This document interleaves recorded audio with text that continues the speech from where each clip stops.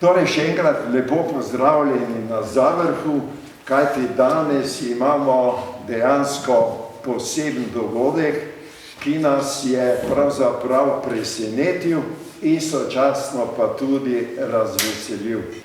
Gospod Dušan Hedl, glavni urednik založbe pri Kulturnem centru Maribor, me je poklical, pridi k meni založbo, imamo nekaj nenavadnega.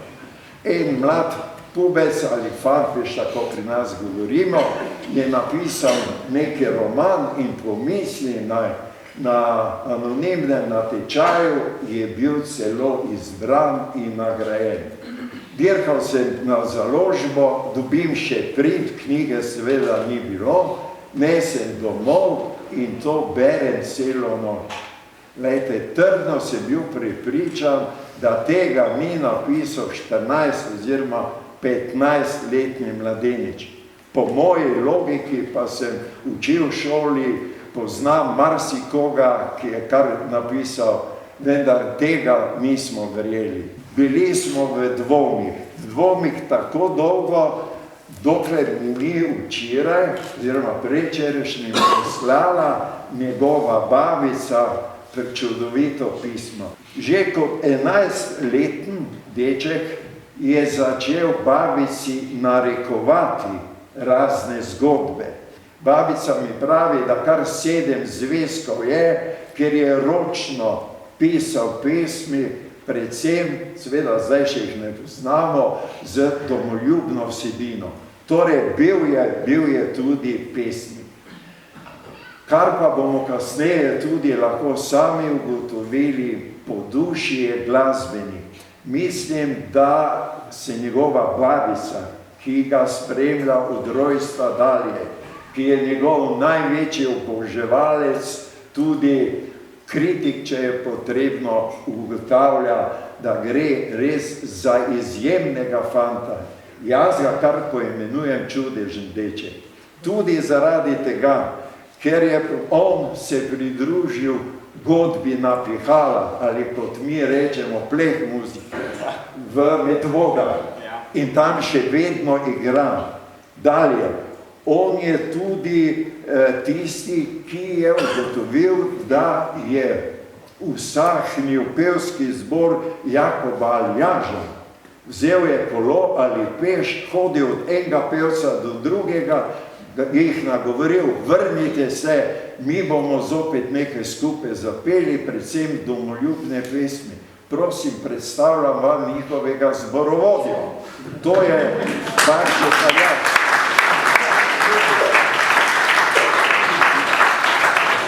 In še bi lahko našteval nekatere torej njegove lastnosti. Veste, in zdaj vedno bolj razumem, zakaj je on napisal zgodbo o majstru z naslovom Junak.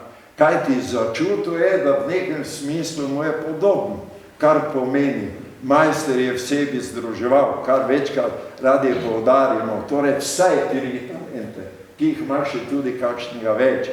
To se pravi, bil je vojak, bil je pesnik, bil je kulturnik, najpomembneje pa to, da je bil domoljub, pokončen Slovenec, kar ti tudi zelo rad poudarjaš. In še nekaj, ker je tu nekaj pedagogov in takih, ki imamo vnuke v šolah, je pomembno, kar mi je babica napisala. Namreč, da je imel veliko srečo, ko je prišel v 1. razred, da ga niso zatolkli. Kaj to pomeni? Da so pravočasno spoznali njegove talente in so ga usmerjali in mu omogočili, da je on v vseh svojih teh talentih lahko izražal, torej to svojo kvaliteto. In to je danes tudi problem naših šol, da marsikje se to ne zgodi. Danes je, torej, ko smo slišali, star 15 let, končal je 9. razred osnovne šole in danes je že na konzervatoriju za glasbo in balet. Torej, po duši glasbenik in mi vemo, da še potem k temu sledi marsikaj drugega. Toliko k temu, da zdaj, preden se lotimo romana, ugotovimo, kdo je in da lahko verjamemo, res verjamemo, da je ta roman napisal prav on. Jaz sem prepričan, glede na to, kar si ustvaril, da si ti najbrž že najmlajši pisec zgodovinskega nagrajenega romana v slovenskem prostoru. Glej, zdaj pa seveda je že tisto standardno vprašanje, zakaj, kje si dobil idejo, zakaj si se odločil, da napišeš roman o majstru, ali so te v šoli tako prepričali o pomenu majstra, ali si ti, ne vem, našel informacije, kje druge, res, kako si se odločil in zakaj. Zdaj si pa ti na vrsti. Torej, en lep pozdrav vsem, hvala, da ste se udeležili tega dogodka. Jaz bom povedal takole, izhajam iz domoljubne družine iz Medvod. Osnovno šolo sem obiskoval v Preski, torej zdaj sem dijak konzervatorija za glasbo in balet Ljubljana. Torej, to gradivo, ta navdih za generala Maistra je seveda prišel iz domačega okolja, to je jasno in to je pomembno, da se to pove. Kot je povedal gospod Arih, družina me podpira, kolege me podpirajo, gospod Arih, vi me podpirate. Seveda z obema rokama. To je to. In to je to, kar potrebujem za to, da sem lahko ustvaril tako knjigo. Torej, našel sem na polici, doma, zadej za omarami, strašljivi temni knjižnici, knjigo z naslovom Zgodovina Slovencev. In ta knjiga mi je ponudila zakladnico nekih virov, takih in drugačnih, ki so pričali torej v naši nacionalni zgodovini. Začeli bomo seveda pri Norveškem kraljestvu, Karantani, grofih celjskih, in potem pridemo do nekega zmagoslavnega obdobja naše zgodovine, Maistrovih bojih in njegovih borcih, boj za severno mejo. Prosti, ti govoriš o veličastnem generalu Maistru. Zakaj si uporabil ta izraz? Ta izraz, ja, pogosto uporabljam, ravno zaradi tega general Maister je torej uspel nagovoriti neko maso domoljubnih ljudi, uspel nagovoriti slovenski narod, da se upre tej tiraniji, ki se je takrat dogajala in to je seveda uspelo, vsaj do neke mere. In to je neverjetno hrabro, pogumno, torej veličastno dejanje in zato mislim, da to tudi spada gospodu generalu Maistru in njegovim borcem in slovenskemu narodu nasploh, in to pritiče veličastno. Ja, ampak prav gotovo si naredil neki zgodovinski, neki okvir, tako kot gradbenik za hišo, tako si tudi ti verjetno naredil en okvir, pa verjetno določil, koliko bo zgodovine, zgodovinskih veze in koliko bo zdaj tvoje domišljije. Romantika. Torej, je tudi malo romantika. In kočno je to razmerje mogoče? Razmerje je 1:10 v prid romantiki. Torej, je seveda, je pa malo več zgodovine. Skratka, seveda so zgodovinska dejstva in knjiga je napisana tudi po resničnih dogodkih vsekakor. Je pa seveda tukaj moja osebnost tudi, jaz večkrat bom kar takole povedal, no. Vse, kadar sem si kadarkoli zmislil, je rezultat resničnega doživljanja resničnih stvari. Torej, v bistvu je vse resnično. Vse sem nekje vzel neke navdihe, drugi ste mi jih dali, so mi jih dali, kakorkoli, in to se potem zlije tako knjigo, ki ima pa nek okvir, točno tako. Sem se pogovarjal z več zgodovinarjem o tem, kako je to potekalo, natančno sem jih tudi vprašal za njihovo mnenje in pa splet, seveda, svetovni splet, spletne strani slovenske vojske tudi in pa knjige. Ja, no, ravno v uporabi virov, ki jih omenjaš, teh je bilo kar nekaj. Kasneje, ko je dobil ta rokopis oziroma print v roke zgodovinar dr. Toš, ko je pisal recenzijo, je ugotavljal, mogoče bo kasneje tudi sam ugotovil, da večina tvojih zgodovinskih virov oziroma dejstev drži. No, zdaj pa, ker smo omejeni s časom, pa gremo končno na knjigo. Ta je razdeljena v bistvu na dva dela, govorim o dveh temeljnih poglavjih. Prvo poglavje je Osvoboditev Maribora, drugo Osvoboditev Celovca in če se prav spomnim, si končal nekako s koroškim plebiscitom. Drži. In ko ti govoriš o Koroški, govoriš o plebiscitu, si začutil v sebi, tako kot majster, neko bolečino. Zgleda, da tudi tebe je prizadelo, da smo izgubili Koroško in tam nekje mislim, da si napisal, da je celo majster jokal. A je res jokal ali si to ti v svoji vzhičenosti napisal? To je seveda roman, to je zgodba. To si lahko dovoliš. To sem torej tam ostal v zgodbo noter, da je joko, torej to je bila neka osebna izkušnja tega Alojza Derganca, torej njegovega, lahko rečem, da sem ga postavil kot desno roko majstra, da ga je videl potem jokati zaradi te žalosti. Tako, ja. Zdaj pa seveda nas kljub vsemu zanima zgodba. Ti imaš zdaj 3 osebe, 3 pomembne ljudi, ki ti nastopajo. To se pravi Alojz Derganc, Jani Sušnik in pa Josipina Lončar. Kako si se odločil, da si izbral tako 3, po mojem, nasprotujoče držito? Kratko, ker bojo knjigo si zagotovo bodo predrali cenjeni poslušalci, tako da ne preveč podrobnosti. Ja. No, torej, 3 pogodovalci. Ja. Tako bom povedal, bom rekel, knjiga se zaključi s stavkom, ne vem točno natančno, vem pa, da je Jani Sušnik izjavi takole: nikoli si ne bi mislil, da se bomo še kdaj srečali. Kdo bi se res mislil, da bi se 3 tako različne osebe, že v starosti, Jani Sušnik je mlad vojak, on je star 18 let, potem imamo Alojza Derganca, on je, že to je razlika, vojak in vojaški poveljnik, potem imamo pa Josipino Lončar, ona je hišna gospodinja pri enem grofu, Nemcu, von Gallerju, na Spodnjem Štajerskem, in to so 3 zelo različne osebe, se najdejo, potem se povežejo in vstopijo majstrovo vojsko, potem pa, ko Janja zadanejo v nogo, potem se pa srečajo in to je nek vrh, lahko rečem, da se srečajo 3 tako nenavadne, iz čisto različnih koncev in družbenih slojov vse osebe. Pa katera oseba ti je bila najbolj pri srcu? Si se je najbolj posvetil?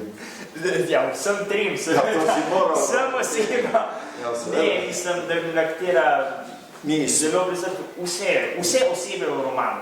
Vse, tako kot se to spodobi. Ja, točno. Ja. Kaj tvoja knjiga sporoča mladim?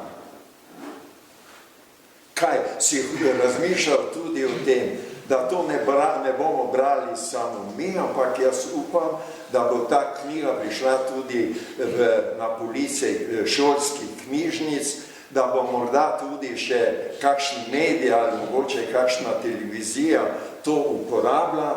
Torej, kakšno je zdaj to tvoje sporočilo? Ja, jaz sem domoljub, seveda, in menim, da je najbolj pomembno, da ljubimo našo domovino. Jaz to res mislim, da je to ena osnova in kako bomo, jaz si ne predstavljam življenja, mirne vesti, brez tega, da bi cenil svoj domači kraj, svojo domovino, svoj jezik, predvsem svoj jezik, svojo kulturo in tudi svojo zgodovino. Zato tudi je ta knjiga nastala, želim to predstaviti, mislim, da skozi moje oči lahko predstavim to svojim vrstnikom. Jaz mislim, da je to čist možno in jaz verjamem, da bo to uspelo, da bo to tudi mladi posegali po tej literaturi, če ne po tej, pa po kateri koli. Sej že samo to, da mladi upodobijo kakšno slovensko zastavo, izobesijo kakšno slovensko zastavo, zapojejo himno, že to je en velik korak, jaz mislim, da to je neprecenljivo, to so neprecenljivi napredki in to se mora dogajati. Je pa ta knjiga enak še en dodatna spodbuda, vam rekel, k temu. Spremljaš športne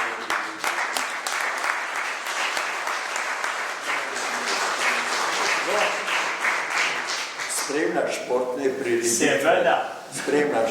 In tam domoljubje pride zagotovo do izraza, ne glede na prepričanje posamezno. In to bi rad ti dosegel, ko si mi danes rekel med Slovenci, da bi končno spoznali, da je domoljubje in odnos do domovine tisto, kar nas mora zbliževati, ne pa razdruževati. Drži to, se strinjaš. Ja, veš kaj, jaz sem učil nekoli na šoli, pa mora biti po moje. Pravilno. Andraževa knjiga je bila presenečenje, namreč mi vsako leto razpišemo razpis za novi roman na založbi.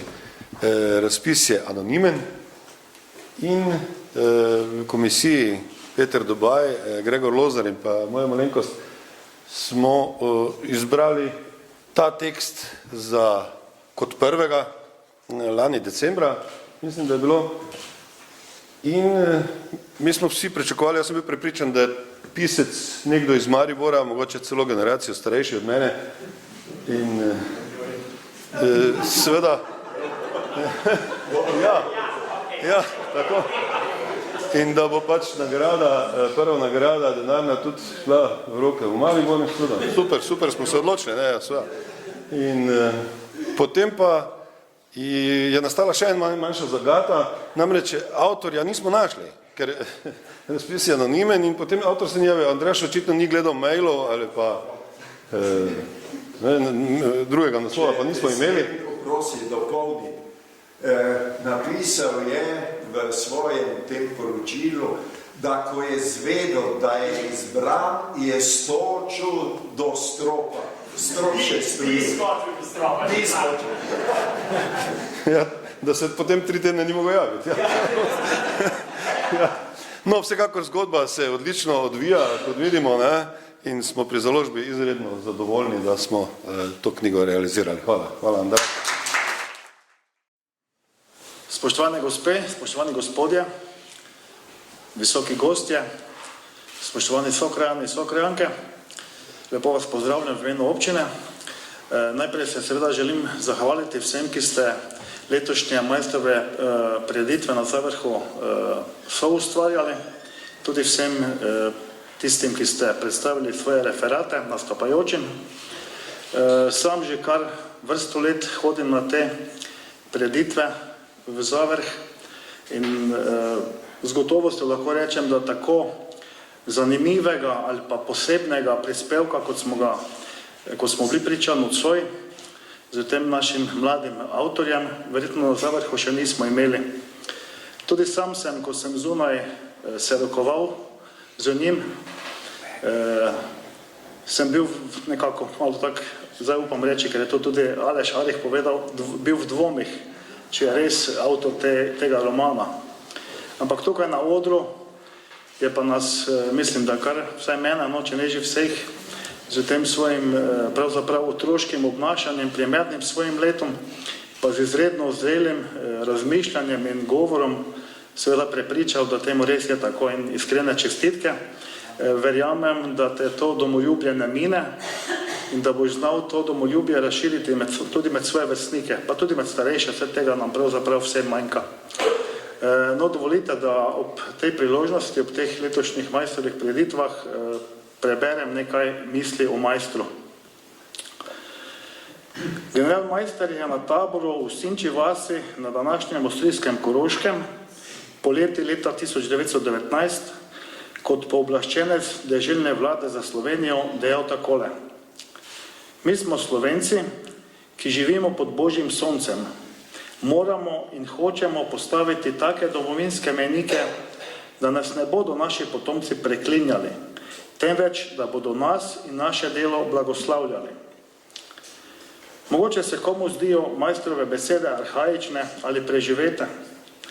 Prepričan sem, da to ne drži in da imajo vedno globlji pomen.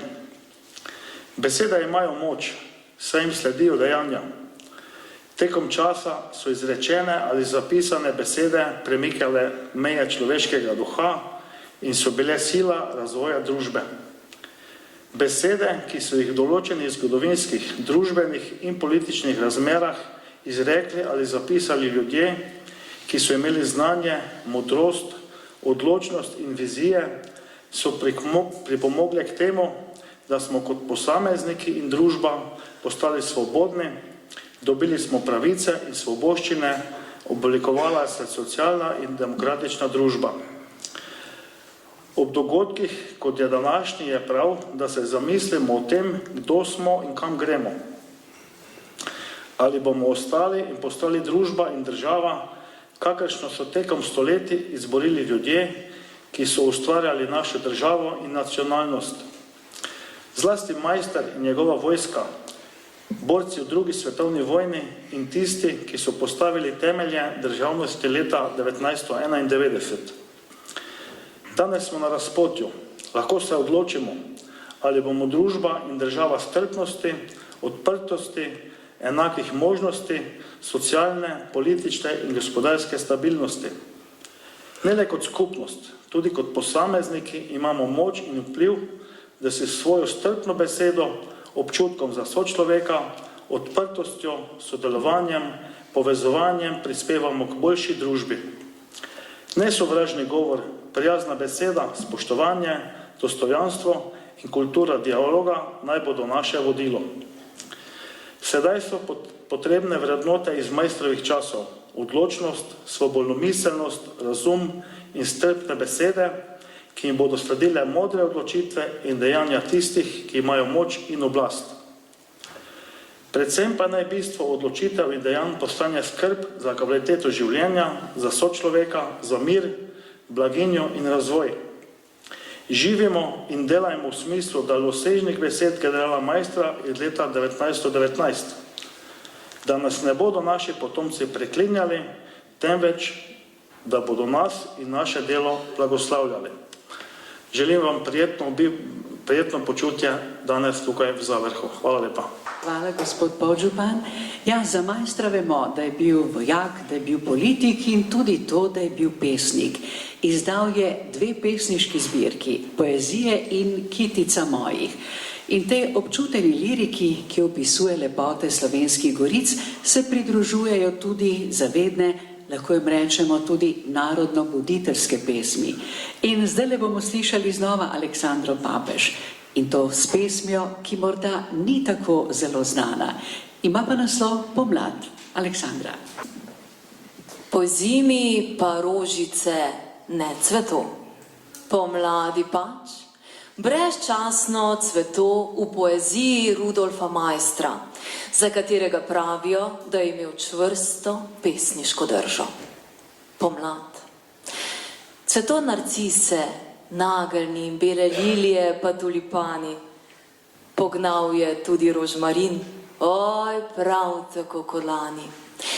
V grmovju poje črni kos, topi slavec, se v mili pesmi znani, škrjanček žvrgoli v nebo, oj, prav tako kot lani. In fantje v vrstah mi gredo, s piščalkami po zeleni poljani, dekleta pa jih ljubijo, oj, prav tako kot lani. Jaz pa sem sam na zemljici, veselja dnevi drugim so razdani, pomlad je spet, a zame ne, oj, prav tako kot lani. Hvala, Aleksandra. Eva in Matic, videl dežele sem tuje, boš se zdaj zapela.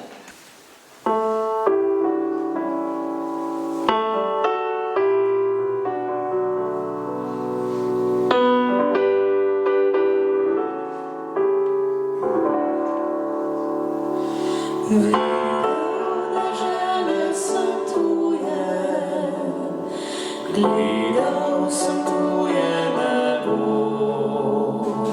zdaj rodne kraje potujem. Rad bi spet videl svoj dom, daljne dežele so lepe, lepo je južno nebo, še lepše pa sijejo zvezde, tam, kjer moj rodni je dom.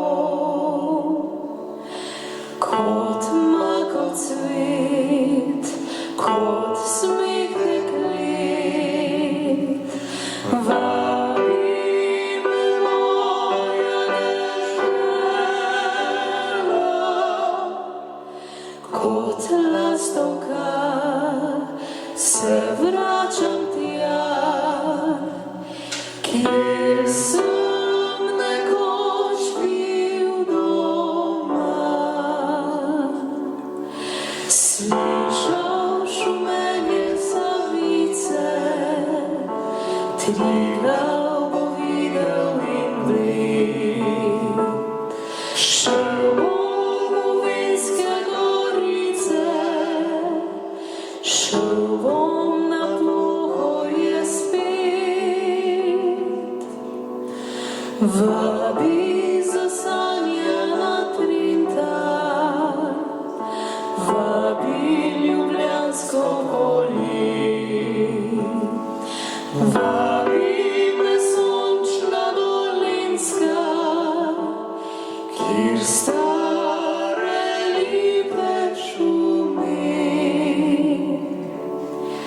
Kot mako cvet, kot smeh deklet, vabi me moja dežela.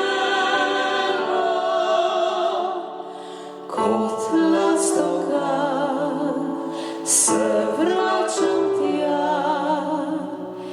kjer sem nekoč bil doma. Kot lastovka se vračam tja, kjer sem nekoč bil doma. Še enkrat hvala Eva in Matic. No, vabijo pa tudi Slovenske gorice, ki jih je majster tako lepo opisal v eni izmed pesmi. Ste vedeli, da je bil strasten ljubitelj knjig in da je bil tudi lastnik ene največjih zasebnih knjižnic v Sloveniji. Zbiral pa je v večini slovenske knjige in časopise in kje jih je iskal, zanimivo, po župniščih, šolah, knjigarnah in tudi starinarnicah. In gotovo bi bil danes ponosen na Andražev roman, ki dokazuje, da se mladi še kako zavedajo pomena svobode in ljubezni do domovine. Jaz bom samo povedal, no, to je torej skladba, ki sem jo ustvaril pred približno pol leta. Naslov nosi Majstrovi boji 1918-1919, je ena skrajšana priredba.